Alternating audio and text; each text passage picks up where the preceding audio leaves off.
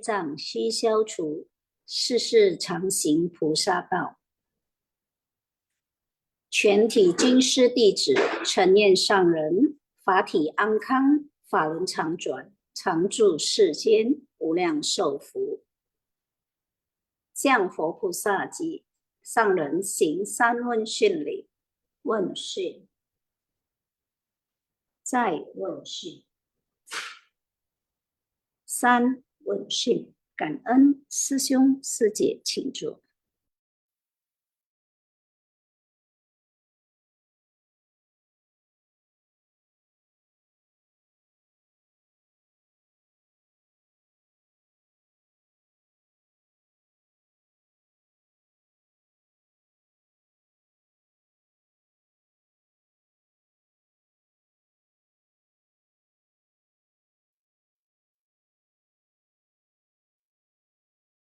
Ya, Kak En sangat kaiser, sesung sece. Sebelum kita mulai intisari sifasnya pagi ini, kita sama-sama berdoa untuk gempa di Taiwan ya. Semoga segera terbebas dari bencana. Mari kita sama-sama berdoa sesuai kepercayaan masing-masing, sesung sece. 我的心在静思中感恩，我的心念充满虔诚。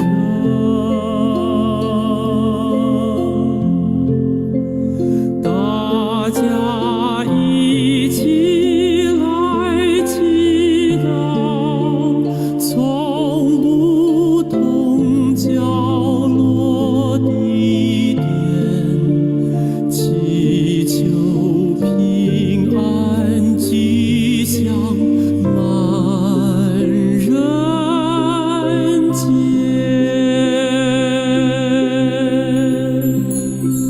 用心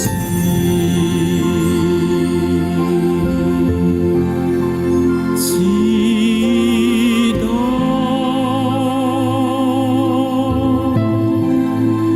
但愿人人坚守信言行。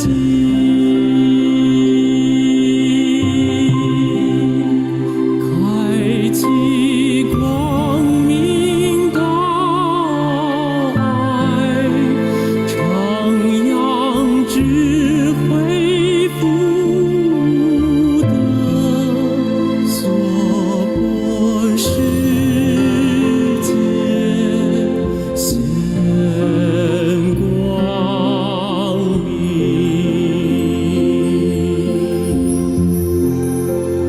我的心在静思中感恩，我的心念上到诸佛心。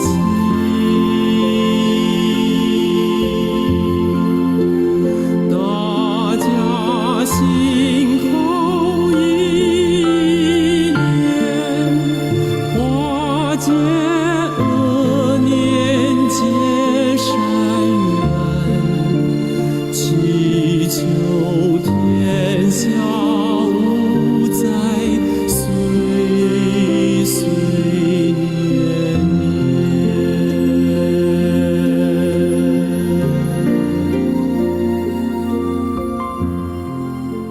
Ya, semoga bagi manusia tersucikan, masyarakat damai dan harmonis, dunia terbebas dari bencana. Kan En Sesung Sece. Ya. Sesung Sece, selamat pagi semuanya ya. Kan En Sang Leng Kaiser, Kan En tim Simpasiang Sesung Sece yang sudah menyiapkan materi pagi ini, dan Kan En kepada Sesung Sece yang bersama-sama ya menyimak Simpasiang di pagi hari ini. Baik, Sesiung Sece ini pagi ini saya ditemani oleh Mitra Bajik Wadi Sesiung ya. Coan Wadi Sesiung. Ya, silakan Cauan, menyapa ya Sani Seje, Sesiung. Cauan Sesung Sejemen, semua selamat pagi. Ya, Kaen Wadi Sesiung. Ya, Sesiung Sece, mari kita sama-sama menyimak intisari Simpasiang ya. Sutra Terata yang menunjukkan bab 16 Panjang Usia Tata Gata, episode 1515. Kekuatan karma tetap terjalin dan buah balasan sulit dihindari. Ya, mari kita sama-sama memulai dengan catatan tangan ya. Oke, Kak En ya, host. Catatan tangan. Ketika karma berbuah, kita tidak mungkin bisa maaf ya. Catatan tangan. Waktu, ruang, dunia, dan lokasi semuanya diciptakan oleh kekuatan karma dari para makhluk. Karma baik memiliki kemampuan untuk mendatangkan buah kebahagiaan. Karma buruk memiliki kemampuan untuk mendatangkan buah akibat buruk. Kekuatan karma yang tak terbayangkan, sekalipun berada jauh sekali, tetap akan jalin menjalin. Ketika buah balasan telah matang, sekalipun Anda berusaha untuk menghindarinya, akhirnya tetap tidak akan mampu melepas darinya. Ya, Sungsuci ini kita dari catatan tangan ini ya, ini tentang karma ya. Jadi sekali kita menanam benih karma, maka pada akhirnya tetap akan berbuah ya. Tidak peduli apakah ini nanti benih-benih karma ini kan tidak pernah hilang ya. Jadi buah balasan karma ini akan matang pada waktunya. Di kehidupan ini, di kehidupan berikutnya, ataupun di berbagai kehidupan yang akan datang. Ya, jadi dengan memahami hukum karma, kita harus bisa membina diri ya, agar tindakan-tindakan kita menghasilkan karma baik, bukan karma buruk ya. Jadi seperti kata perenungan master ya, Ku suo hao hua, xin xiang hao yi, shen xing hao shi, jiao zhou hao lu ya. Bertuturlah dengan kata yang baik, berpikir dengan niat baik, melakukan perbuatan baik, dan berjalan di jalan yang baik. Baik, sesing saja kita lanjut ke intisari poin pertama.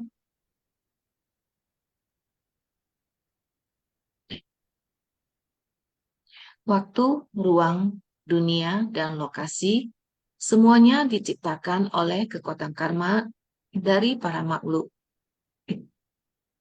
Dunia ini adalah berubah terus-menerus tanpa kepastian. Dunia artinya adalah waktu.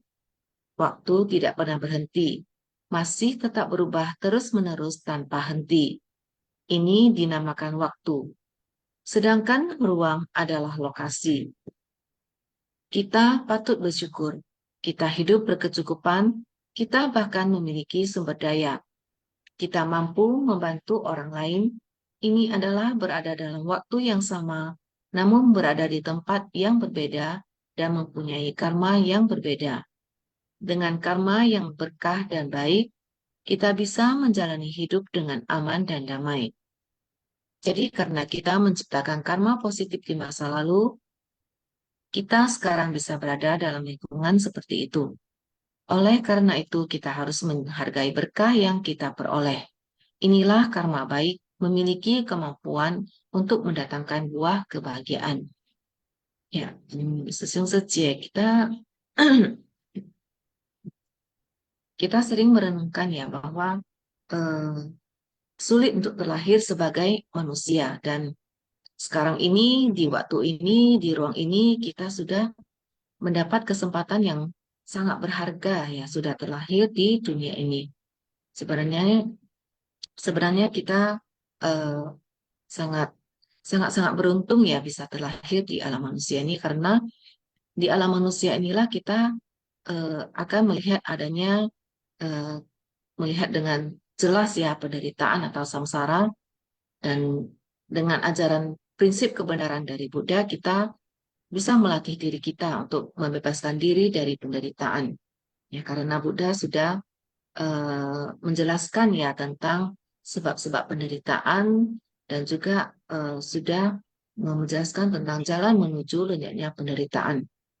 Kita harus sangat kangen ya, sangat bersyukur ya, harus pawok secien, harus menggenggam dan memanfaatkan waktu dengan baik untuk selalu membina diri, ya, melakukan kebajikan dan bersumbangsi tanpa pamrih, menjaga setiap pikiran, setiap ucapan dan setiap perbuatan kita itu selalu murni dan baik ya, sehingga terus bisa menciptakan karma baik.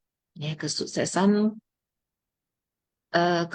dalam setiap usaha kita itu juga bergantung pada karma baik yang telah kita ciptakan dan jalinan baik dengan banyak orang ya. Inilah Buddha mengajarkan kita tentang hukum karma agar kita juga dapat menciptakan dan mengkondisikan hidup kita itu supaya lebih baik. Sebenarnya ketika kita banyak melakukan kebajikan atau karma baik ya tanpa perlu memohon atau mengharapkan pun sebenarnya kita sudah menciptakan berkah untuk diri kita sendiri ya, dan tentunya akan membawa keberuntungan bagi kita sendiri. Benar ya, Sensei ya.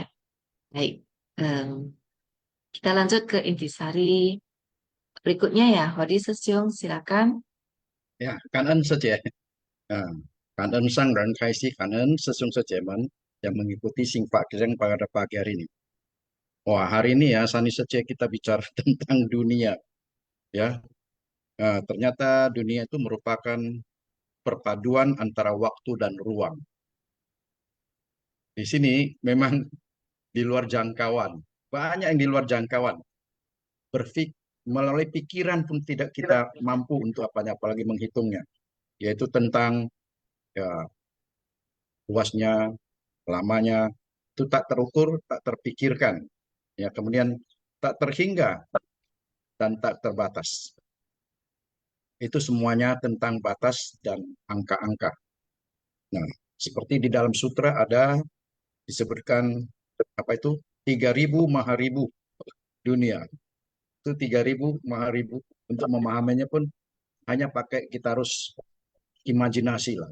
Berpikir pun susah kita berapa banyak itu. Ya, dunia kita sendiri saja yang satu ini belum kita bisa berpikir sebesar apa luasnya.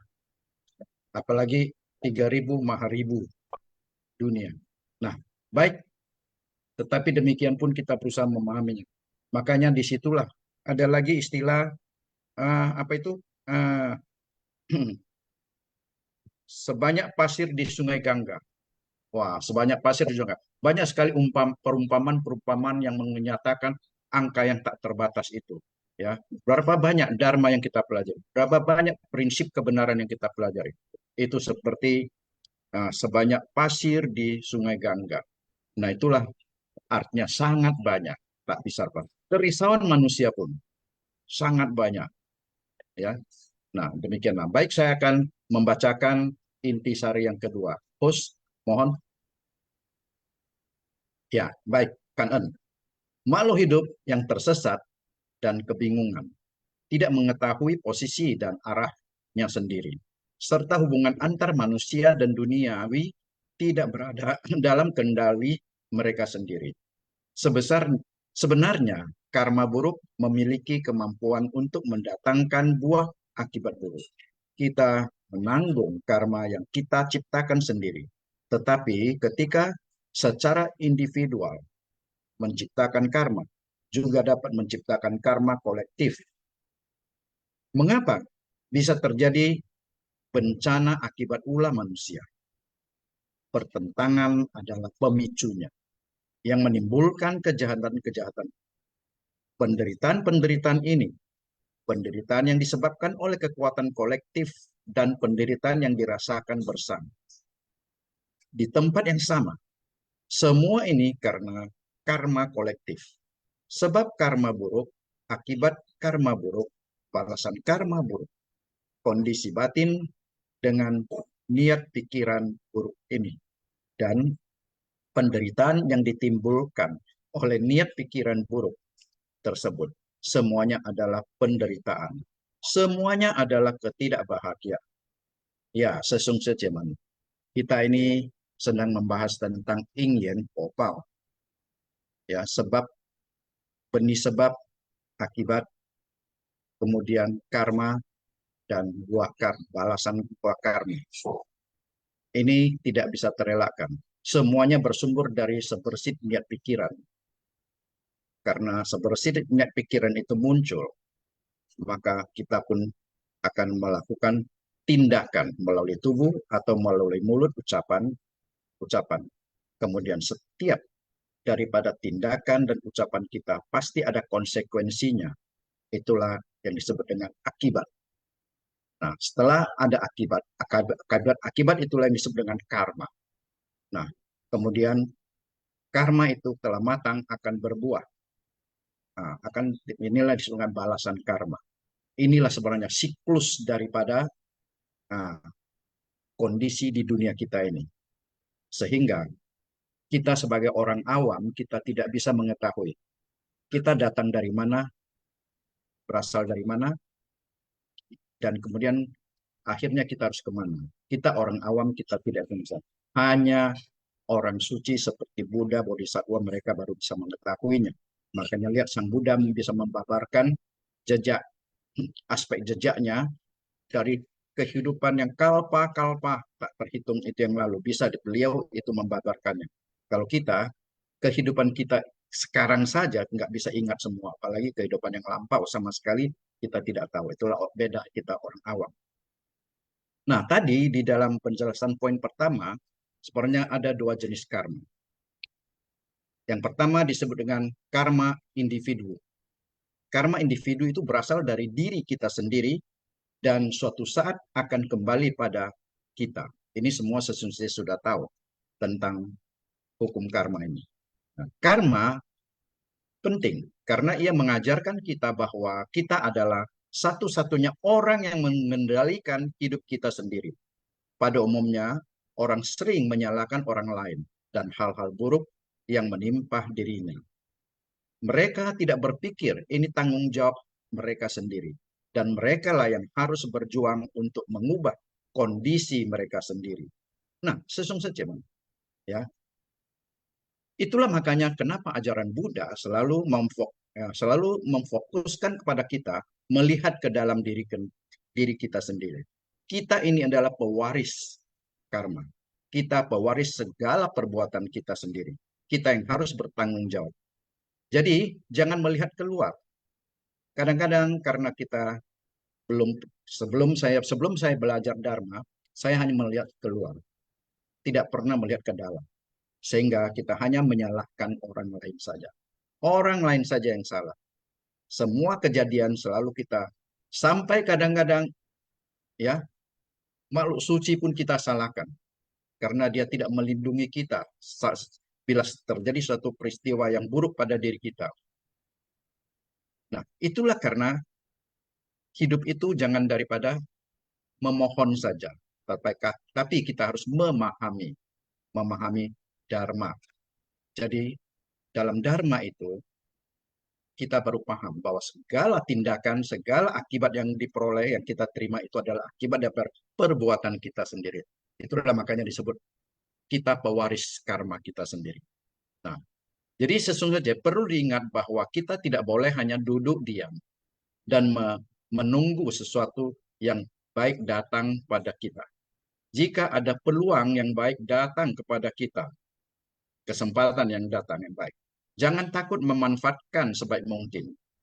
Selain itu, ketahuilah bahwa kita pada akhirnya akan menjadi apa yang ada di sekitar kita.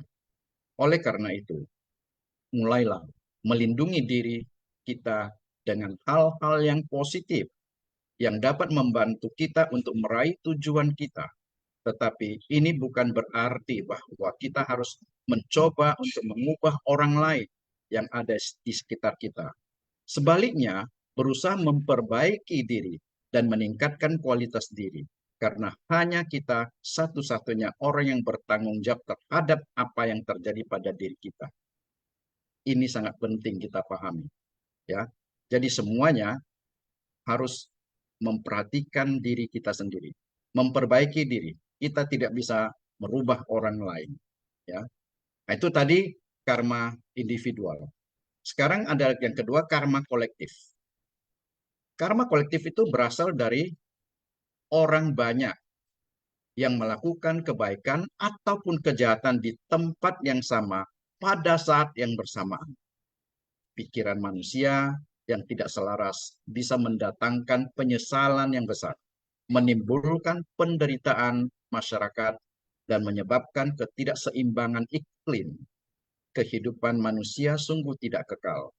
Namun, semua bencana bersumber dari akumulasi karma buruk kolektif semua makhluk dalam kehidupan sehari-hari. Pada zaman sekarang ini, karma buruk kolektif dan 5 kekeruhan telah mengakibatkan ketidakselarasan unsur alam. Bagaimana kita bisa menyelaraskan iklim dan menciptakan lingkungan hidup yang aman? Satu-satunya cara adalah dengan menenangkan hati manusia. Jika hati manusia tenang, maka kehidupan di bumi juga akan aman dan tentram. Jika hati manusia tidak tenang, maka bencana akibat ulah manusia dan bencana alam akan kerap terjadi. Kita bisa melihat kehangatan insan suci yang bagaikan bodhisatwa dunia, di mana ada penderitaan, kelaparan, sakit, kedinginan, dan bencana alam. Mereka segera bersatu hati mengulurkan tangan untuk menyelamatkan mereka, memberi pendampingan kepada mereka, dan menenangkan batin mereka. Bukankah kehidupan seperti ini membuat kita merasa tenang dan damai? Kita selalu punya pilihan dalam hidup ini. Saat orang-orang yang baik bekerja sama sebagai tim, maka akan tercipta tanah suci di dunia dan membuat masyarakat hidup harmonis dan penuh cinta kasih. Ini semua tergantung pada sebersih niat. Nah, sesungguhnya itulah makanya kita sebagai insan suci, ya kita sebagai bodhisattva dunia harus terjun ke tengah kerumunan orang banyak ya yang mendapat penderitaan. Ini akan membuat kita menciptakan karma kolektif kebajikan. Nah, baik, itu dulu sesiong Sani, silakan lanjut. Ya, Kak En, Wadi, Sesio. Ya, kita lanjut ke poin intisari yang ketiga ya.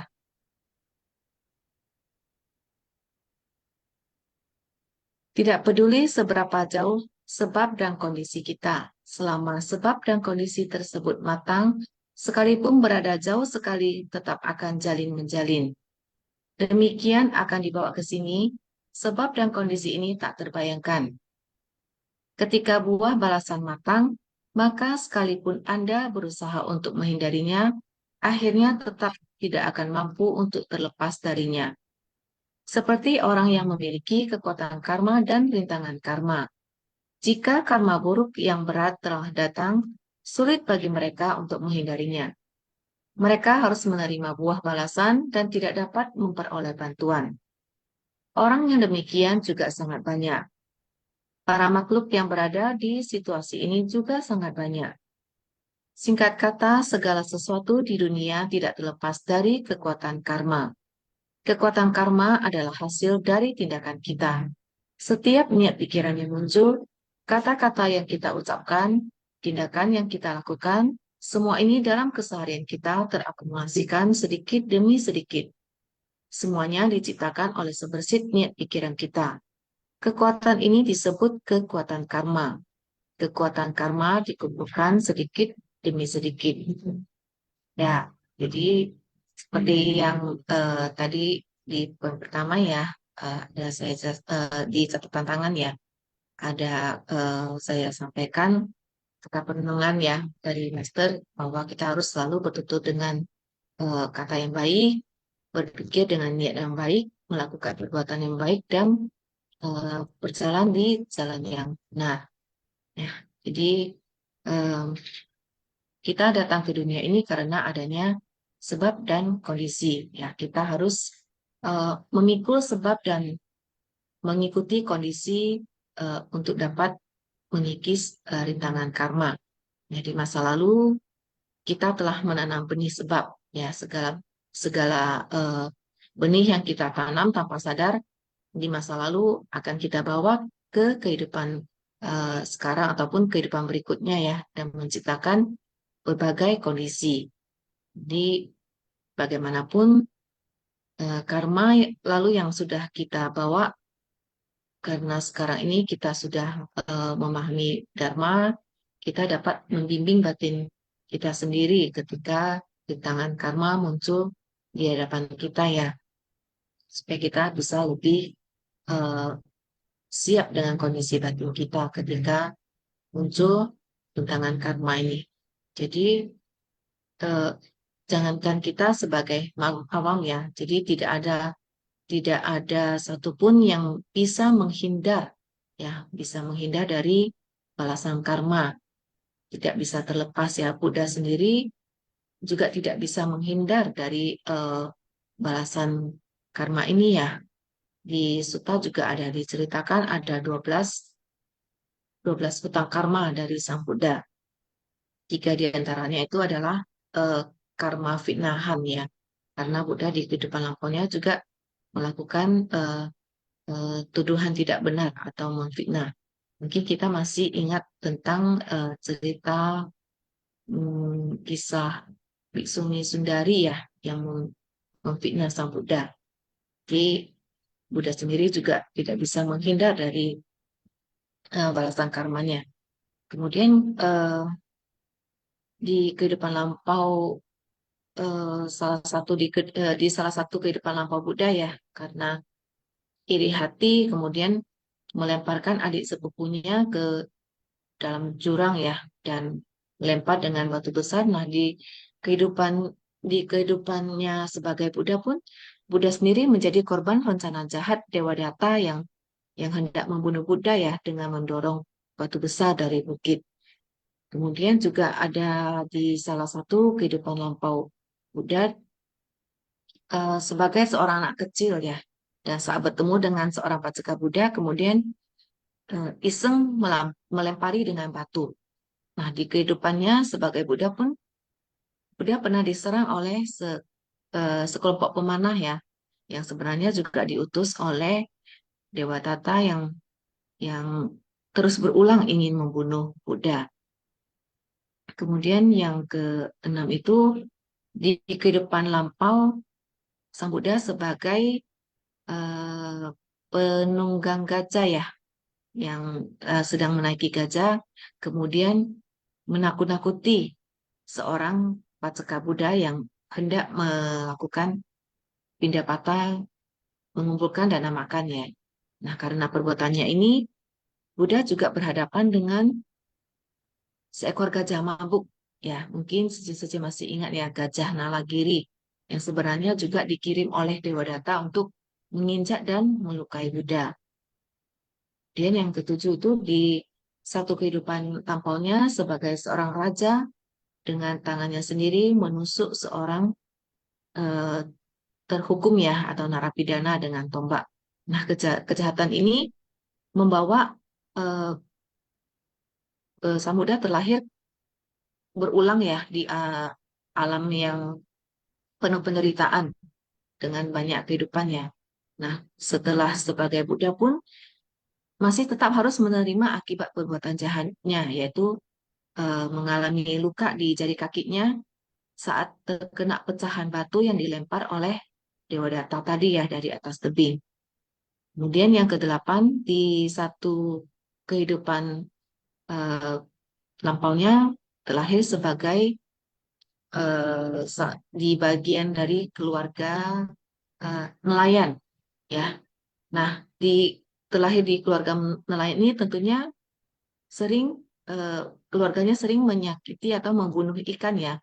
Nah, Sang Buddha ini tidak ikut membunuh, ya, tapi hanya menyaksikan dan ikut bergembira ketika melihat keluarganya membunuh ikan. Nah, sebagai akibat dari kejahatan pikirannya ini pun ketika di kehidupannya sebagai Buddha, beliau juga sering mengalami sakit kepala. Jadi hati ya sesungguhnya ya, itu ternyata berbahagia di atas penderitaan makhluk lain itu ternyata juga karma buruk ya dari pikiran ya. Nah, jadi kemudian di kehidupan berikutnya, di salah satu kehidupan lampau Buddha juga pernah terlahir sebagai orang yang pernah mencerca para anggota sangga ya, dengan berkata bahwa para biku hanya pantas makan gandum bukan nasi. Nah, kata-kata kasar seperti ini aja juga berakibat ya dalam kehidupannya sebagai Buddha. Buddha sendiri juga menerima balasan karma, harus memakan makanan gandum selama masa fasa saat menetap di salah satu desa di Veranja ya. Kemudian yang ke-10 itu Buddha pernah terlahir sebagai petinju bayaran yang memukul punggung lawannya hingga patah. Nah, sebagai akibat dari kejahatan ini di kehidupannya sebagai Buddha pun Buddha sering mengalami sakit di punggung. Kemudian ketika terlahir sebagai seorang tabib dengan sengaja meresepkan obat yang menyebabkan sakit perut ya kepada orang yang tidak mau membayar jasanya yang sudah memberikan kesembuhan. Jadi atas kejahatan ini Buddha sebelum meninggal dunia juga menderita penyakit disentri yang lumayan parah ya. Dan yang ke-12 itu ketika terlahir sebagai seorang Brahmana pernah mengucapkan kata hinaan ya kepada Buddha Kasapa pada masa itu dengan berkata, bagaimana mungkin orang gundul ini bisa mencapai penerangan sempurna. Nah, kata-kata hinaan ini berakibat kita juga tahu ya bagaimana Buddha mencapai pencerahan sempurna itu bukan mudah ya. Itu harus melewati 6 tahun penderitaan dalam pencariannya menuju pencerahan sempurna. Jadi 12 balasan karma yang harus dibayar oleh Sang Buddha ini Buddha tidak bisa menghindari, apalagi kita sebagai awam ya. Jadi 12 kisah ini sebenarnya ada di dalam sutra ya. Ini saya juga mengambilnya dari sutra yang pernah dibaca. Jadi ya ini menjadi perenungan bagi kita juga ya sesungguhnya ya, bahwa seorang Buddha saja masih harus membayar hutang karmanya yang di masa lampau, apalagi kita yang masih makhluk awam ya, masih berapa banyak karma lagi yang masih harus kita bayar. Jadi sungguh tidak terbayangkan ya sesungguhnya seberapa banyak lagi kehidupan yang seberapa banyak kali lagi kehidupan yang harus kita lewati dengan membayar hutang-hutang karma yang tidak masih belum selesai kita bayarkan ya. Jadi itu sebabnya kita harus selalu menjaga setiap niat pikiran kita ya. Ini tadi pikiran saja itu bisa membawa balasan karma yang luar biasa juga ya sesungguhnya. Turut bergembira di atas penderitaan makhluk lain aja itu bisa membawa karma buruk sedemikian rupa. Jadi kita harus benar-benar harus hati-hati ya mengamati setiap kondisi batin kita, setiap niat pikiran kita itu jangan sampai ada benih niat pikiran yang tidak baik sedikit sekecil apapun itu kita harus benar-benar tekun untuk melatih diri ya sesungguhnya. Ini tadi kita menyimak sendiri ya bagaimana Sang Buddha tidak bisa menghindar ya, tidak bisa lepas dari hukum karma. Jadi kita sebagai makhluk awam harus lebih tekun ya, harus giat melatih diri jangan sampai timbul sebesit niat pikiran yang tidak baik. Ya, baik. Silakan Wadi Sesio untuk melanjutkan. Ya, kanan saja. Host sekarang masuk yang poin yang keempat. Ya, kanan. Nah, untuk tempat dan arah, kita harus tahu dengan jelas di mana posisi kita berada dan kemana arah yang kita tuju. Jadi kita harus tahu timur, barat, selatan, dan utara. Kita harus jelas mengenai arah ini dan juga atas dan bawah adalah ruang. Kita harus tahu jelas mengenai ini semua, masa lampau, masa sekarang, dan masa mendatang. Di posisi manakah kita hidup saat ini? Kita semua di posisi yang memiliki nama di dunia. Jadi, waktu dan ruang barulah terus dan tidak kekal adanya. Waktu tidak pernah ditentukan pada tempatnya. Waktu selalu saja berubah dan perubahan adalah tidak kekal. Tetapi ia tanpa henti mempunyai masa lampau, tanpa henti mempunyai masa sekarang, tanpa henti mempunyai masa mendatang, dan ini tidak pernah berhenti. Jadi, dibatasi oleh terhingga dan tak terhingga. Memang ini paling sulit dipahami ya, sesungguhnya saja mengenai ruang dan waktu. Nah, jadi dunia itu adalah perpaduan antara ruang dan waktu. Nah, ruang kita berada di mana? Ya, mari kita pahami tentang ruang dan waktu. Ruang adalah tempat dan arah. Di posisi manakah kita hidup saat ini, sesungguhnya saja. Nah, posisi itu adalah bumi. Jadi kita hidup, dunia kan banyak. Ini kita disebut dengan dunia yang sah. Dan sebutan itu hanya sebagai sebuah nama. Nama saja ya. Nah, kemudian sesungguhnya sering kita dengar, kita berasal dari mana? Dan akhirnya kita mau kemana? Ini tentang kehidupan. Tidak ada seorang pun yang tahu. Tetapi pengendalinya kita tahu. Kita dari mana itu tergantung kepada kekuatan karma kita masa lampau. Dan kita mau kemana tergantung karma yang kita bawa pada saat ini. Makanya kita harus lebih fokus pada saat ini. Kumpulkanlah, depositolah karma-karma kebajikan sebanyak mungkin. Dan hindari karma-karma buruk. Untuk melakukan itu, kita harus betul-betul mensucikan hati dan pikiran kita.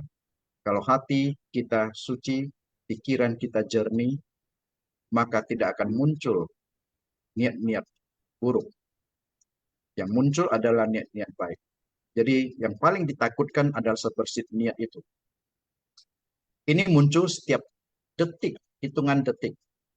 Ya, makanya dalam sehari berapa banyak yang harus muncul. Kita harus waspada. Nah, kita saat ini berada di alam yang berwujud, yang bernama dunia, yang kita sebut dengan dunia saha atau bumi. Tidak ada yang tahu kita datangnya dari mana dan akhirnya mau kemana. Itu tergantung pada kekuatan karma, bukan pilihan. Tetapi para Buddha dan Bodhisattva datang ke dunia itu bukan karena kekuatan karma, tapi kekuatan integral. Jadi kita ini masih makhluk awam. Kita tidak bisa memilih.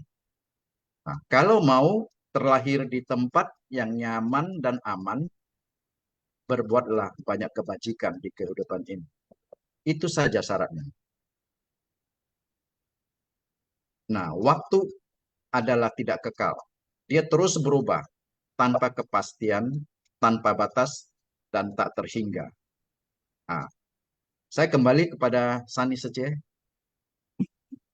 Oh, ada Ya, dulu Kak En. naskah sutra. Masih ada naskah Ya, sutra saja. ya, silakan Sesio. Nah, host tolong ya, naskah sutra. Ya. Seperti demikian ke penjuru timur sampai semua debu halus habis. Para pria berbudi, apa yang engkau pikirkan? Apakah keseluruhan dari dunia-dunia ini jumlahnya dapat terpikirkan atau dihitung.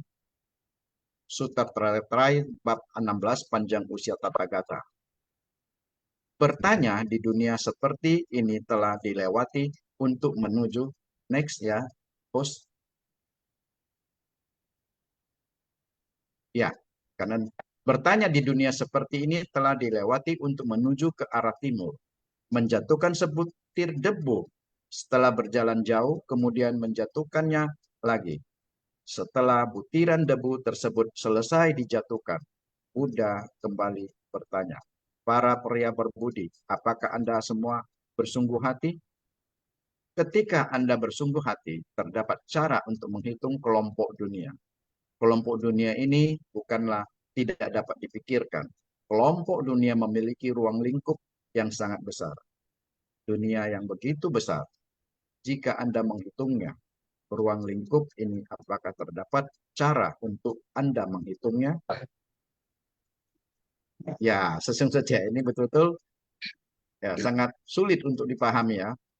Hanya pertanyaannya ada berapa dunia di ruang alam semesta ini saja. Apakah kita bisa menghitungnya? Sebenarnya tujuan utama daripada ungkapan-ungkapan ini semuanya adalah seperti keinginan Master kepada kita juga dengan keinginan dari Sang Buddha adalah bila kita benar-benar bersungguh hati. Dalam arti kalau kita benar-benar bersungguh hati dalam melatih diri, suatu saat kita bisa memikirkannya. Walaupun tidak bisa menghitung, tapi bisa muncul dalam pikiran kita. Jadi yang penting ada pelatihan diri yang sungguh-sungguh dan butuh waktu yang lama. Tetapi kalau kita masih sebagai manusia awam, itu tidak dapat kita lakukan, bahkan berpikir pun nggak bisa. Nah,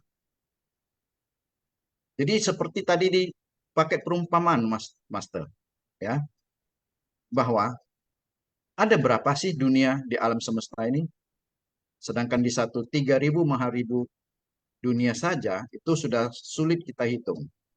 Apalagi katanya 3.000 maharibu itu diumpamakan itu dunia itu yang begitu banyak itu digiling menjadi debu. Kemudian debu itu kita teteskan satu persatu dengan jarak antara 100 dunia sampai habis. Berapa banyak? Itulah kita hanya bisa mengimajinasi. Kita hanya mengambil suatu keputusan atau situasi itu tak terhingga. Nah, jadi sesungguhnya semua ya. Jadi makna yang kita ambil yang paling utama, ungkapan itu maknanya melukiskan ruang lingkup alam semesta itu sangat luas dan tak terbatas. Juga jumlah dunia tak terhingga. Jumlah dharma juga tak terhingga. Prinsip kebenaran tak terhingga. Untuk memahaminya hanya dengan satu jalan. Bersungguh hati melatih diri. Itulah tujuan utamanya. Nah, kemudian lanjut lagi ada naskah sutra lagi. Next. Terus ya.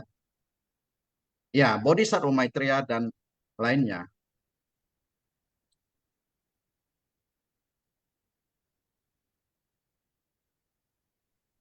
Apakah suara saya yang bermasalah atau internet saya ya? Bodhisattva Maitreya dan lainnya semuanya berkata, dunia-dunia itu jumlahnya tak terhingga dan tak terbatas. Tidak dapat diketahui melalui perhitungan dan tidak tergapai oleh kekuatan dari pikiran. Nah, Sutra Teratai bab 16 panjang usia Tathagata.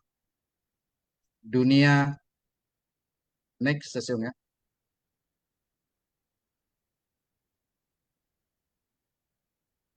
Host next ya. Dunia yang dibicarakan oleh orang yang dihormati di dunia sangat banyak. Tidak terhitung dan tidak terbatas. Itu bukan suatu hal yang dapat diperhitungkan. Dengan menghitung atau kekuatan pikiran, tidak ada kekuatan pikiran siapapun yang dapat menjangkau banyak daratan yang mengetahui jumlahnya. Batas ruang ini adalah hal yang bahkan tidak dapat kita bayangkan. Sang Buddha menjawab seperti ini ketika semua orang bertanya. Wah, ini membayangkan saya sudah. Baik, lebih bagusnya ya Sani Seceh lanjutkan yang poin kelima. Ya, kan Kak Awadi, Susiung. Ya, kita lanjut ke poin intisari yang kelima ya. Kumpulan bodhisattva bertanya tentang sebab dan kondisi dari pencapaian kebudaan. Buddha Sakyamuni, bagaimana bisa mengubah atau menyelamatkan begitu banyak orang setelah tidak lama mencapai kebudaan? Apa sebab dan kondisi di masa lalu untuk menjadi seorang Buddha? Sang Buddha menggunakan begitu banyak angka sebagai contoh. Dibandingkan dengan pertanyaan yang ingin mereka tanyakan kepada Sang Buddha, bagaimana jalinan jodoh atau sebab dan kondisi terjadi, jawaban yang diberikan Sang Buddha sepertinya tidak cocok. Sebenarnya yang mau kami tanyakan yaitu tentang jalinan jodoh atau sebab dan kondisi. Inilah dharma yang ditunggu-tunggu oleh setiap orang. Dharma yang akan diajarkan oleh Sang Buddha. Mereka sungguh-sungguh mencarinya, namun Sang Buddha tetap berkata, biarkan saya berbicara secara pelan-pelan dengan detail dari waktu yang begitu lama, ruang yang terbuka luas, bagaimana saya tiba di sini. Ya, di poin 5 ini saya juga mencoba memahami dan memaknainya secara pelan-pelan ya. Untung semalam Suceng yang ada bantu menjelaskan ya di episode berikutnya. Jadi setiap Suceng ada sharing tuh catatan saya banyak. Jadi ini sedikit banyak bisa membantu saya untuk menjelaskan poin ini ya. Jadi Maitreya membantu mewakili ya para bodhisattva untuk bertanya bagaimana Buddha bisa membimbing begitu banyak orang ya, tidak lama setelah mencapai kebudaan. Jadi sebenarnya di episode-episode sebelumnya ya kita juga sudah menyimak ya Buddha menggunakan aspek jejak mulai terlahir sebagai manusia awam ya hingga mencapai pencerahan itu adalah untuk menunjukkan bahwa hakikatnya setiap orang itu memiliki hakikat kebudaan ya. Setiap orang juga bisa mencapai jalan kebudaan jika kita tekun melatih diri ya dan memiliki ikrar agung. Tapi prinsip kebenarannya adalah Buddha bukan hanya di kehidupan ini saja menjadi seseorang yang tercerahkan ya, tapi sudah melalui kehidupan demi kehidupan yang sudah tidak terhitung panjangnya, tidak terhitung lamanya. Jadi dunia-dunia yang disebut dan yang telah dibimbing oleh Buddha itu sudah sangat-sangat besar ya, tidak terhitung, tidak ternilai, tidak terbayangkan dan tanpa batas ya, seperti yang sudah Wadi Sesyong jelaskan tadi itu angka-angkanya susah kita bayangkan aja, tidak bisa kita bayangkan ya. Jadi itu sudah melewati dunia yang sangat-sangat panjang ya, seperti butiran pasir di Sungai Gangga ya. Nah, di episode Simpasian semalam juga sudah dijelaskan melalui perumpamaan ya bahwa ukuran ini dunia itu adalah semua dunia yang tidak terhingga ini ya. Seperti yang Wadi Sesio jelaskan tadi itu digiling menjadi debu halus, kemudian pergi ke wilayah timur yang melewati 5 miliar koti Nayuta ya, Asakea ya, negeri untuk menjatuhkan sebutir debu melewati dengan jarak yang demikian jauh, kemudian menjatuhkan sebutir debu lagi dan seterusnya. Jadi sungguh tidak bisa terbayangkan ya, tidak bisa dihitung dunia-dunia yang telah dibimbing oleh Buddha. Nah, perumpamaan dengan angka ini yang agak sulit diterima sebagai jawaban oleh kumpulan para bodhisattva. Jadi kemudian Maitreya membantu para bodhisattva untuk menanyakan kembali sebenarnya apa sebab dan kondisi Sang Buddha di masa lalu.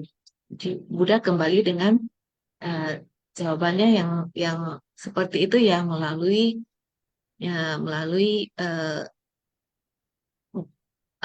perincian ruang dan waktu yang sangat sulit dijelaskan ya hanya melalui angka-angka. Jadi inilah yang mungkin agak sulit diterima sebagai jawaban oleh para bodhisattva ya. Baik, kita lanjutkan ke poin berikutnya. Silakan. Masih Wadi naskah Susyong. sutra, masih naskah sutra saja. Oh ya, oke, ada naskah sutra ya. Naskah sutra, seluruh Sravaka dan Prateka Buddha, sekalipun menggunakan kebijaksanaan tanpa kebocoran dari mereka, juga tidak mampu memikirkan atau mengetahui batas dan angkanya. Kami sekalian yang berdiam di tingkat avivatika juga tidak mampu memahami hal ini. Sutra Teratai bab 16, panjang usia Tathagata.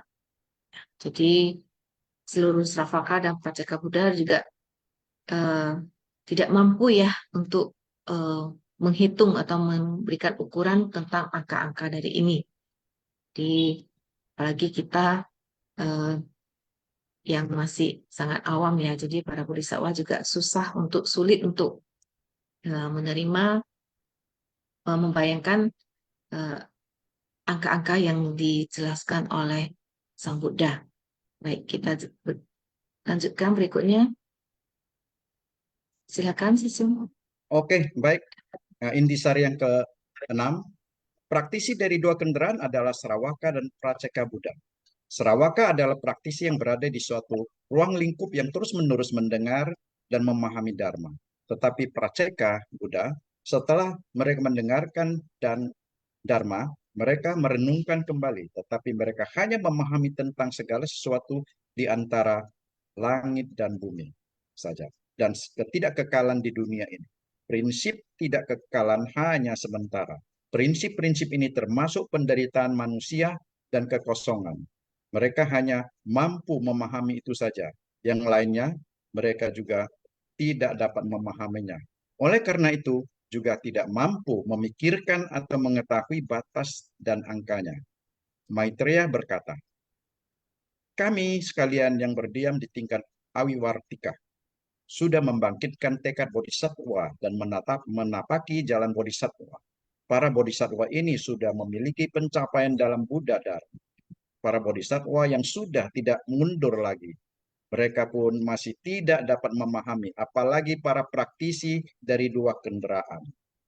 Nah, Sani Sece, sebaiknya ini kita berikan kesempatan dulu kepada Jangka Wijaya Sesyong ya untuk sharing ya. Ini pun saya perlu tahu juga nih. Ini dari Sarawaka saja tidak bisa paham, Praceka Buddha yang lebih tinggi lagi tidak paham, Bodhisattva pun nggak bisa memahami. Bagaimana dengan Jangka Sesyong? Silakan. Bukannya masih ada poin 7 ya, Sesyong? Oh, masih ada? Iya. Oh, iya, maaf ya. Sani Sece dulu. Iya, Kak Wadi Susyong, iya. Wadi Susyong udah semangat mau mendengarkan Oh sharing dari iya. Susyong ya. Iya, Baik, kita lanjutkan dulu ke poin intisari yang terakhir ya. Kita tahu bahwa hidup ini penuh penderitaan dan singkat. Waktu yang kita miliki untuk mempelajari Dharma juga sangat terbatas. Kita harus menggunakan hidup kita yang singkat ini untuk memahami Dharma yang tiada batas. Ini sama seperti perumpamaan Buddha. Angka tak terhingga ini begitu besar sehingga kita tidak dapat diperkirakan. Dalam setiap sutra akan selalu menyebut angka-angka ini. Jumlahnya sebanyak pasir di Sungai Gangga, tak terhingga dan tak bertepi dan sulit terbayangkan. Ini semua disebut angka-angka. Jadi ya inilah ya perumpamaan dari angka-angka yang tidak sulit untuk dipahami ya. Jadi hanya melalui perumpamaan jumlahnya itu sebanyak ribuan pasir di Sungai Gangga yang tak terhingga dan tak bertepi. Jadi sangat-sangat sulit untuk dihitung, untuk dinilai ya. Jadi hanya melalui perumpamaan seperti ini. Ya, baik. Susyong, ya, Odi Susyong kita segera mendengar sharing dari Jono Susyong Jangka ya. Sesyong ya. Ke Kan Vivian Sece Susyong. dulu, baru saya gimana, Sece? Hilang dulu deh. Oh, Oh, boleh. oke. Ya, Vivian Suci, apakah sudah siap untuk sharing? Silakan Suci. 感 感 恩 恩 恩等开始，感恩师兄师姐，感恩 Wardi dan Sani 师姐。 感恩 Suci, silakan. Naskah sutra. Seperti demikian kategori timur sampai semua debu halus habis. Para pria berbudi, apa yang kau pikirkan? Apakah keseluruhan dari dunia-dunia itu jumlahnya dapat terpikirkan atau dihitung? Dengan terus menuju penjuru timur seperti ini, berkelok-kelok terus-menerus secara berurutan menjatuhkan semua debu halus di atas sampai habis. Sebagaimana dunia-dunia di penjuru timur yang disebutkan sebelumnya, apakah jumlahnya dapat terpikirkan atau dihitung? Dan Bodhisattva Maitreya dan lainnya semua berkata kepada Buddha, Bagawan, dunia-dunia itu jumlahnya tak terhingga dan tak terbatas, tidak dapat diketahui melalui perhitungan dan tidak tergapai oleh kekuatan dari pikiran. Jadi angka-angka ini disebut jumlahnya itu sebanyak pasir di Sungai Gangga. Demikian pula prinsip kebenaran Buddha Dharma begitu banyak, sulit terbayangkan. Dan juga dengan para makhluk yang menderita itu adalah ladang pelatihan bagi bodhisattva. Sehingga memerlukan adanya sebab dan kondisi dan jalinan jodoh. Bodhisattva bisa sampai ke tempat para makhluk yang menderita. Sekalipun berada jauh sekali, tetap akan menjalin ketika buah balasan telah matang, mereka akan datang untuk membantu para makhluk yang menderita. Dan seluruh Sravaka dan Preceka Buddha sekalipun menggunakan kebijaksanaan yang tanpa kebocoran dari mereka, juga tidak mampu memikirkan atau mengetahui batas dan angkanya. Kami sekalian yang berdiam di tingkat Avi Vartika juga tidak mampu memahami hal ini. Jadi di sini para praktisi dari dua kendaraan dengan kebijaksanaan tanpa kebocoran yang telah melenyapkan segala noda batin juga tidak mampu memikirkan batas dan angkanya. Dan para bodhisattva agung itu, walaupun mereka telah berdiam pada tingkatan yang tidak mundur lagi, dan juga para bodhisattva ini sudah memiliki pencapaian dalam Buddha Dharma, batinnya teguh dan kuat, tetap mereka tidak dapat memahaminya, terlebih yang lainnya. Ini maksudnya, sedangkan yang sudah pada tingkatan bodhisattva agung yang tidak mundur lagi, tidak dapat memahami apalagi yang lainnya. Dan juga dikatakan bahwa benih berkah baik yang telah kita akumulasikan, dengan benih ini kita tidak bisa memilih lahir di keluarga mana. Tetapi dengan kekuatan karma dan fungsi dari karma baik yang membawa kita mengikuti kondisi, sebab dan akibat, karma balasan dan karma langsung.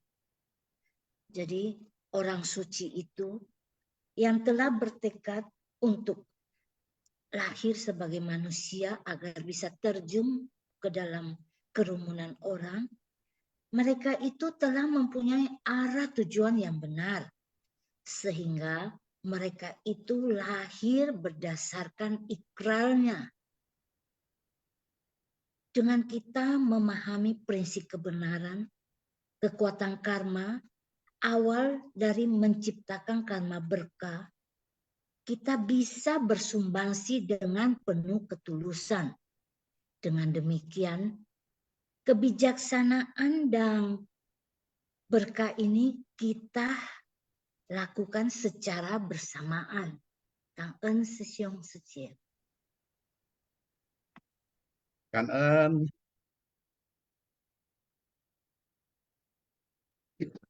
Ya, Kak En dipilih yang Secie. Ya, berikutnya, Jonas Sesiung, silakan untuk sharingnya. Halo Wardi Sesyong, saya ingin bertanya. Pagi. Ini libur tapi tetap semangat Sesiung ya. Luar Ah ya, biasa. kanan. Oke, tadi Sesyong tanya apa ya? Sarawaka dan Paceka Buddha tidak dapat apa ya tadi ya? Nah, mereka nggak bisa memahami bagaimana dengan kita ya. Oh, mereka nggak bisa memahami bagaimana dengan kita ya. Ya, jawabannya Iya. adalah ya memang butuh belajar seperti itu. Gitu. Eh, Jauh-jauh saja, nggak usah jauh-jauh. Kalau menurut saya itu apa ya? Yang jadi komite aja pun juga harus belajar, belum tentu bisa. iya. Iya, apalagi saya yang, aduh, ganti seragam saya yang baru baru naik APL atau mungkin AP kayak gitu. Ya apa? Ya juga harus belajar seperti itu tuh jawabannya. Itu simple kan? Ya itulah Tidak tergantung bajunya Sesiung, tapi itu tergantung kesungguhan hatinya.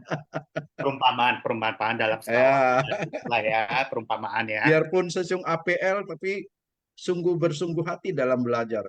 Itu bisa melampaui nanti yang komite. Jangan berendah. Sesiung juga hebat juga ya, sama warga Ah, binaan aja, bisa jinak-jinak Sesiung. Alah, kalau itu pastilah. Nah, saya aja belum tentu kalau diajak oleh Sesiong sama Joni ke Ah, atas, nggak takut saya. Ya itu ya perumpamaan ya. Oke. Perumpamaannya. Nah, perumpamaan kira-kira seperti itu. Even kita menjadi Buddha pun harus belajar. Ataupun dalam dunia akademis pun, even pun kalau misalkan saya menjadi profesor, itu pun juga harus belajar. Itulah maksudnya. Even kalaupun saya jadi profesor. Ya, itu maksudnya. Saya sebenarnya ingin sharing tentang pikiran juga sih, Sesiong. Mungkin juga ini bisa membantu juga ya.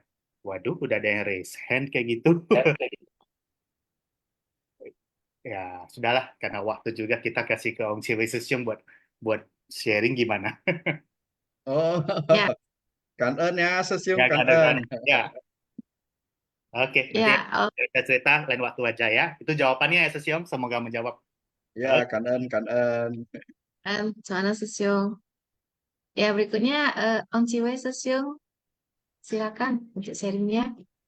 Ya, ya kan pada sesiung kan seni Sice kan ya Yono sesiung yang ya mohon maaf jadi sesiung jadi nggak jadi sharing ya. Eh, ya jadi kan ya kepada master yang selalu membimbing kita ya. Ya hari ini memang ya kemarin juga kita apa saya senang sekali ya bisa sharing dengan Wardi Sesiung ini ya. Ini mengenai kecepatan, kemarin kan Mas menyampaikan tentang kecepatan dari cahaya, begitu ya. Dan juga ini saya ingin sedikit sharing secara teori ya, mohon maaf ya, secara teori ya. Jadi memang pikiran kita ini kan berjalan dengan sangat cepat sekali ya. Nah, oleh sebab itu pada saat tadi juga tentang sebab kelahiran kita, pada saat ini, mohon maaf ya, secara teori tentang 12 nidana, itu kan adanya bentuk-bentuk pikiran kita di kehidupan yang lampau, terus juga karena ketidaktahuan kita di kehidupan yang lampau, sehingga membentuk terjadinya kesadaran kita sehingga terlahir hari ini ya. Ya, begitu juga di kelahiran-kelahiran sebelumnya. Dan pada kelahiran hari ini, kita beruntunglah kan ya, bisa mengenal suci sehingga kita mempunyai jalan yang lebih baik, yang baik untuk bukan lebih baik tapi jalan yang baik menuju kepada jalan di jalan bodhisattva ini. Yang ingin kita pada saat kita lahir ini kan kita punya indera ya, 6 landasan indera yang selalu kita sebutkan itu berhubungan dengan benih sebab ini berhubungan dengan kondisi luar ya. Nah, cuma kadang-kadang kita bicara mengenai kecepatan ya. Pada saat kita landasan indera, 6 landasan kita indera ini menangkap objek, atau dalam 12 indera itu menangkap objek ya, kontak ya. Nah, langsung cepat berubah menjadi perasaan. Yang kemarin Wadi Susiung ada sharing juga ya. Perasaan suka, tidak suka, dan netral itu ya. Jadi langsung cepat menjadi perasaan. Dan perasaan itu langsung cepat berubah menjadi kemelekatan dan nafsu keinginan sehingga terus berjalan demikian kan. Nah, oleh sebab itu saya teringat ya dengan apa yang selalu kita sampaikan begitu ya. Pelatihan dengan pengamatan, terus pengamatan tentang sebab dan kondisi, pengamatan dengan buah dan sebab begitu ya, buah dan akibat, mohon maaf ya. Terus juga kebijaksanaan dengan pengamatan yang menakjubkan begitu kan. Jadi di sini memang kita telat ya, mohon maaf ya. Kita telat dalam pengamatan sehingga apa yang kita terima masuk dari 6 landasan indera ini langsung berubah menjadi perasaan. Suka dan tidak suka karena dengan pengalaman kita di kehidupan sebelumnya atau di kehidupan saat ini begitu kan. Nah, oleh sebab itu kadang-kadang mungkin kita perlu memperkuat pengamatan kesadaran kita terhadap pengamatan dari objek 6 indera kita ini begitu ya. Misalkan mohon maaf, Anda kata contohnya begini. Pada saat kita melihat secangkir kopi ya, mungkin begitu kita minum langsung timbul perasaan kita suka dan tidak sukanya. Begitu. Nah, tapi kita boleh mundur lah. Kalau kita sudah timbul rasa suka dan tidak suka, kita mundur. Mundur maksudnya melihat, oh ini kesadaran saya hanya kesadaran lidah saja untuk merasakan bahwa kopi ini pahit. Itu kalau sudah terjadi berbentuk perasaan. Namun kalau belum terjadi berbentuk perasaan, mohon maaf ya, mungkin kita bisa melihat pada saat, misalnya saya melihat di Sesiung saat ini ya, di Zoom ini, atau melihat Sani Sice di Zoom ini, maka saya bisa mengatakan, sebelum saya timbul perasaan suka atau tidak suka atau netral, saya bisa melihat, oh saya melihat di Sesiung. Jadi, kesadaran terhadap kesadaran pengamatan kita kepada 6 landasan indera ini, kita bisa, mohon maaf ya, kita bisa coba latih begitu ya. Misalnya kita mencium sesuatu gitu sebelum timbul menjadi perasaan, kita bisa mengatakan, oh saya mencium bau ini. Jadi oleh sebab itu suka dikatakan mengangkat air ataupun membakar kayu dan lain-lainnya itu adalah meditasi. Jadi kita menyadari pada saat objek-objek, mohon maaf ya, landasan indera kita ini bersentuhan dengan objek luar, kondisi luar, sebelum dia menjadi perasaan, mungkin tidak selalu kita bisa secepat itu ya. Namun kita cepat mengetahui bahwa ini saya sedang melihat, misalnya sekarang kita melihat komputer depan kita, mungkin dari pagi kita melihat komputer ini, kita hanya melihat sebagai tidak menyadari bahwa kesadaran mata kita ini sedang melihat komputer. Nah, oleh sebab itu kita bisa mengatakan, oh saya melihat komputer. Nah, dari situlah kita terus bisa melatih kesadaran pengamatan kita, sehingga pintu-pintu 6 indera ini, kita seperti kemarin ya cerita penyu di laut yang akan ditangkap atau dimakan oleh binatang buas begitu atau serigala itu ya. Nah, maka dia segera cepat begitulah. Jadi memang kesadaran kita dengan 6 indera terhadap pintu-pintu indera ini kita memang mesti latih sebelum dia berubah menjadi perasaan gitu ya. Jadi pengamatan-pengamatan inilah yang kita bisa latih sehingga suatu saat bisa menjadi kebijaksanaan dengan pengamatan yang menakjubkan begitu ya. Mohon maaf kalau saya keliru ya Wadi Sesiung ya. Sani Sice ya. Jadi Kan Eun Sesiung Sice, Kan Eun. Kan Eun loh, luar biasa Om Ciwei Sesio. Memang betul. Apa yang diuraikan itu yang dasar dulu kalau kita bisa mengendalikan indera kita saja. Yang pertama yang paling hati-hati kita harus manfaatkan itu yang kesadaran ke-6 dan kesadaran ke-7. Itu yang paling penting. Kalau kesadaran ke-6 kan sudah mulai kita membeda-bedakan. Kesadaran ke-7 itulah yang hasilnya, outputnya apa, perasaan apa. Memang itu benar. Mungkin itu saja yang saya sangat kangen kepada Sesiung, sudah menambahkan lagi. Baik, Sani Sice, silakan. Ya, Sesiung ini tidak terasa sudah mau jam 9. Ya, Kita lanjut ke dulu ya, Sesiung kuis ya. dulu. Ya. Ya, Sesiung Sice, mari kita sama-sama mengikuti kuis ya. Seperti biasa, cara menjawab kuis, jawaban diketik di chat room everyone. Format jawaban seperti biasa, nomor soal dan jawaban ya, 1D, 2A, dan seterusnya. Sesiung Sice, jangan lupa untuk merename ya namanya supaya tercantum di layar Zoom ya, supaya host mudah untuk merekap data pemenang. Baik, kita mulai dengan soal pertama. Dunia adalah A. Kerajaan, B. Lokasi, C. Waktu, D. Angin, E. Tanah. Ya, silakan Sesiung Sice menjawab.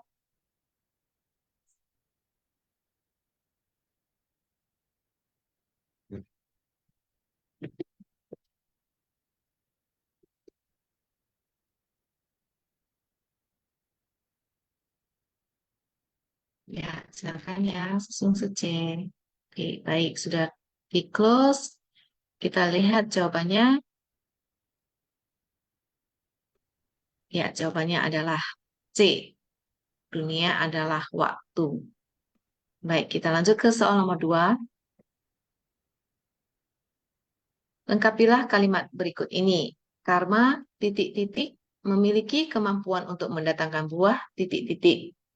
A. Baik, kesejahteraan. B. Buruk, kedamaian. C. Baik, kewelas asihan. D. Buruk, kegagalan. E. Baik, kebahagiaan. Ya, jadi ini jawaban untuk yang di titik-titik ya. Silakan menyimak dengan baik.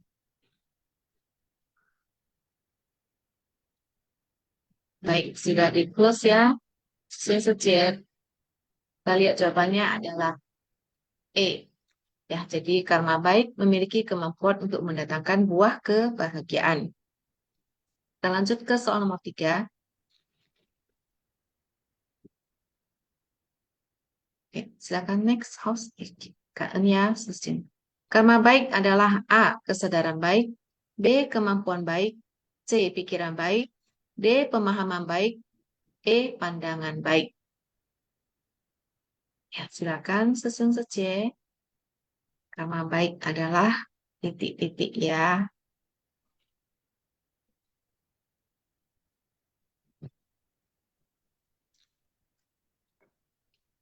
Baik, sudah di close ya. Kita lihat jawabannya. Karma baik adalah B.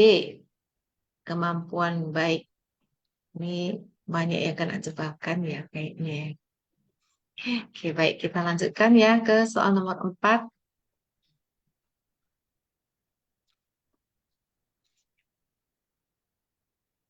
Lengkapilah kalimat berikut ini. Karma titik-titik dibentuk oleh karma individu. A. Balasan. B. Baik. C. Langsung. D. Kolektif. E. Buruk. Ya, ini tadi ada dijelaskan oleh Wadi Susyum ya. Kita lihat. Ya, silakan Susyum Sece. Ya, sudah di close ya. Kita lihat jawabannya. Karma kolektif ya. Jawabannya adalah D. Karma kolektif dibentuk oleh karma individu. Baik, kita lanjut ke soal nomor 5. Waktu dan titik-titik berubah terus dan tidak kekal adanya. A. Ruang. B. Lokasi. C. Arah. D. Tujuan. E. Dharma. Ya, waktu dan titik-titik ya. Yang berubah terus dan tidak kekal. Baik, sudah di close ya. Kita lihat jawabannya. Waktu dan ruang berubah terus dan tidak kekal adanya. Baik, kita lanjut ke soal nomor 6.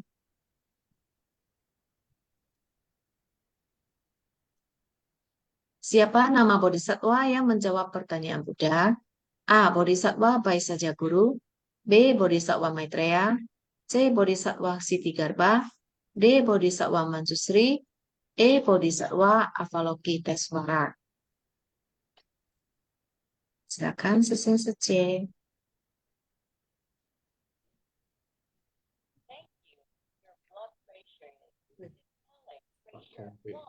Ya, sudah di close ya. Kita lihat jawabannya adalah Bodhisatwa Maitreya yang menjawab pertanyaan Buddha.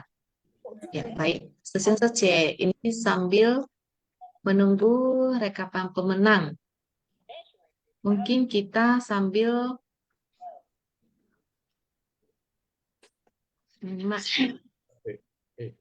ada Sesung Sece yang mau sharing ya.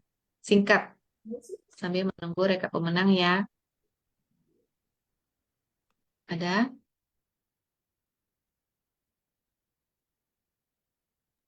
Pagi, Cici Sani. Ini sudah ada pemenangnya ya. Halo, Dan pagi, ya, Cici Sani. ya Kedengeran nggak suara saya? Iya. Holeh Sesyung. Oh, Holai Sesyung ya. Silakan Holai Sesyung. Ada kedengeran ya suaranya ya? Bisa Sesyung. Oke, baik. Juga mungkin singkat aja ya, soalnya tadi saya tertarik juga ya mengenai soal pemahaman ya. Jadi sedangkan para Srawaka dan Praceka Buddha saja tidak memahami. Jadi yang tidak memahami di sini tentunya hal-hal yang memang sulit untuk dibuktikan dan sulit untuk ya sulit untuk dibuktikan ya, meskipun yakin tapi kita sulit membuktikannya.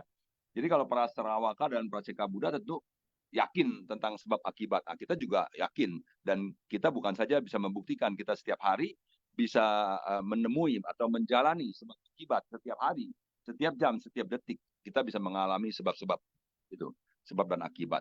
Jadi kalau tentang manusia berasal dari mana, terus kemudian nanti setelah meninggal akan jadi apa, nah itu tidak bisa dipahami dengan secara pembuktian ya.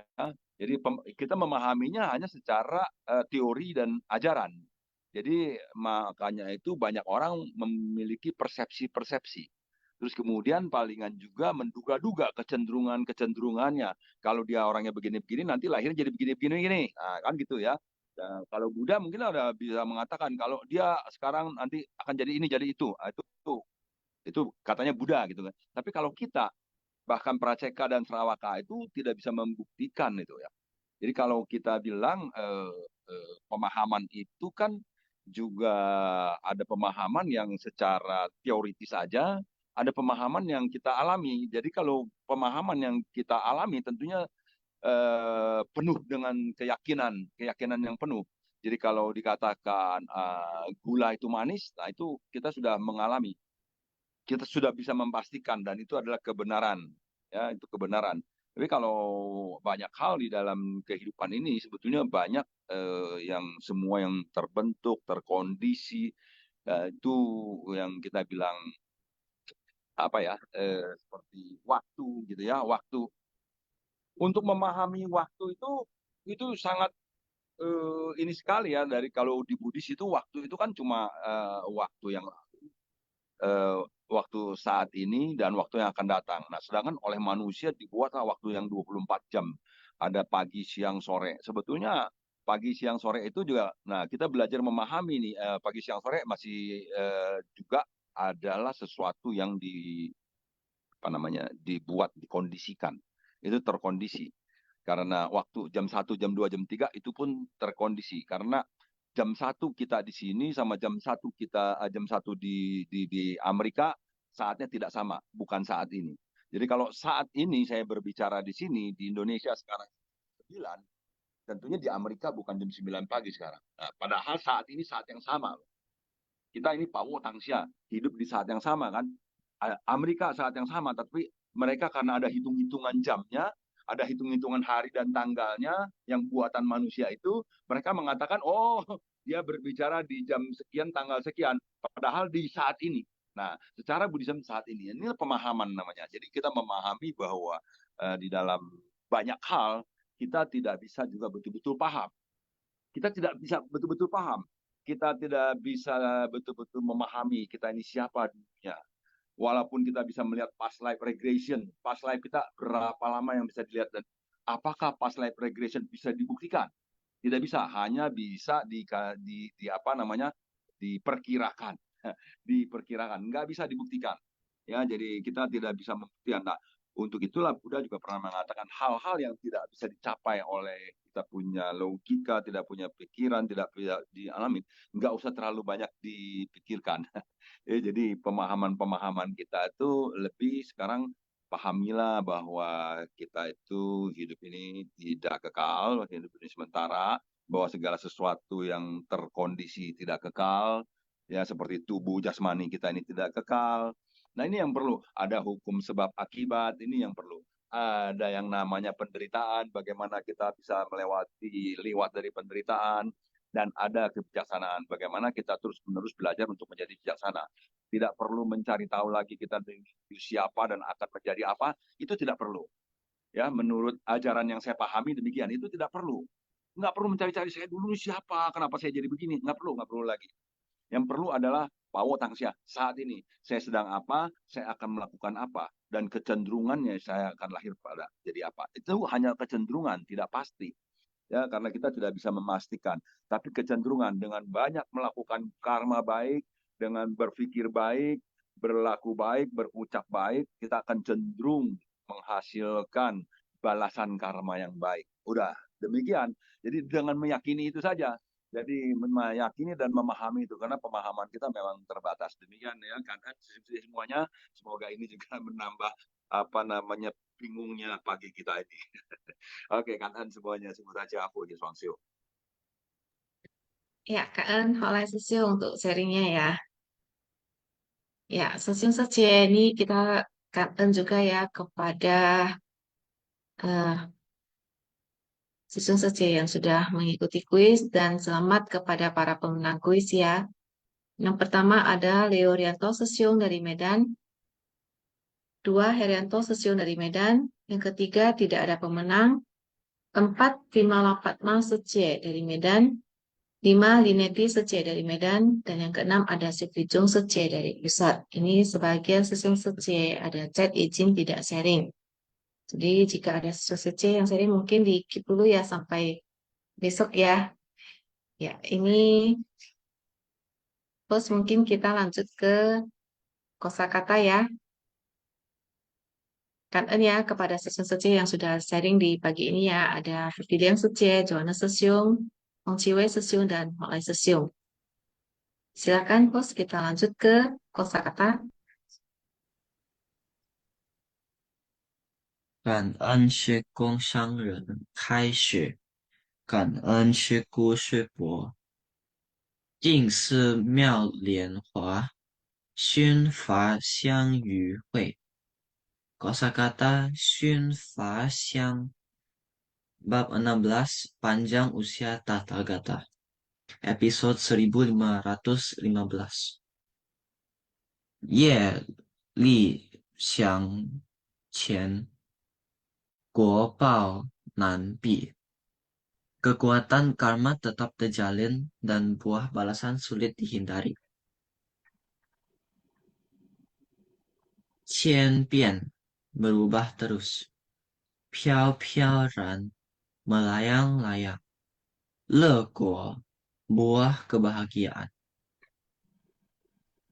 Pi Nai Ye Yun dalam mula Sarvastivada Vinaya Vimanga disebutkan Bu Si Yi Ye Li Sui Yuan Bi Xiang Qian Guo Bao Cheng Shu Xu Qiu Bi Zhong Nan Tuo.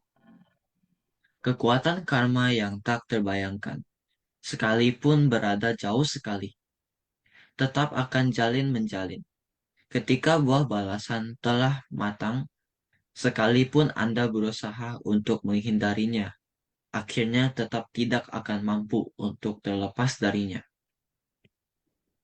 Qu Zhe berkelok-kelok, berbelit-belit. Li Yi berturut-turut, berturutan, satu demi satu. Kan en shi gu shi bo, zao shang hao. Ya, Kak En, saya Pusat ya yang sudah membacakan kosakata.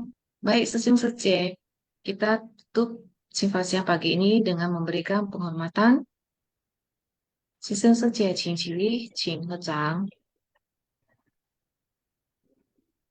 向佛菩萨及上人行三问讯礼，问讯，再问讯，三问讯。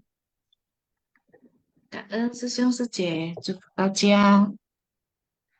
Kanhan Wardi Sesiung dari Sece, Kanhan semua.